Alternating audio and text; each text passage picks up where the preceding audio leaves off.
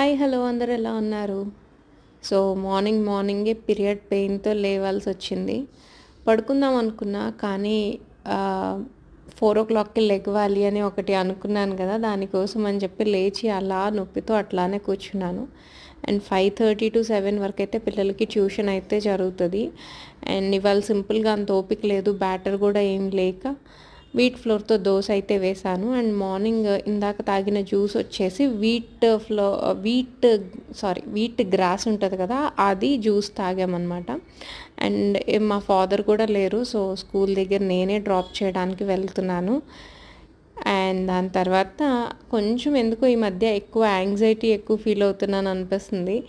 And కొంచెం stress కూడా అనిపిస్తుంది. సరే ఒకసారి సైకియాట్రిస్ట్‌ని కలిస్తే తప్పేముంది గదా! నేను ఇలాంటి వాటిని తప్పుగా తీసుకోను. ఏదైనా ప్రాబ్లమ్ ఉంటే డాక్టర్ దగ్గరికెళ్ళి సాల్వ్ చేసుకుంటే తొందరగా అయిపోతుందని నా నమ్మకము. అండ్ అక్కడి నుంచి ఇంటికి వెళ్ళి అండ్ మళ్ళీ పిల్లల్ని తీసుకొని ఇంటికి వచ్చేసేసి పిల్లల కోసం కొంచెం ఫ్రూట్స్ అవన్నీ రెడీ చేసి పెట్టాను. వాళ్ళు రాగానే తింటారని. లంచ్ అయితే స్కూల్లోనే ప్రొవైడ్ చేస్తారు. సో, రాగానే లంచ్ ఏం తినరు.